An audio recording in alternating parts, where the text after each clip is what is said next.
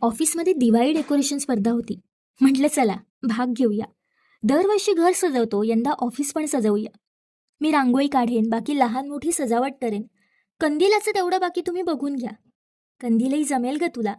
रंगीबेरंगी कागद, फेविकॉल, जणू स्वतःहून म्हणत होते, एक प्रयत्न तर करून पहा. कार्यानुभवाच्या तासाला फार फार तर साधी होडी, शिडाची होडी. माझी मजल एवढीच काय ती. घोटीव कागदाचा बनवलेला हळदी कुंकवाचा करंडा आणि चुकून अशीच एखादी वस्तूही. विचारू का ChatGPTला की बघू यूट्यूबवर. मैत्रीण म्हणाली कशाला हे सगळं, मी सांगते, चल तू सुरू तर कर.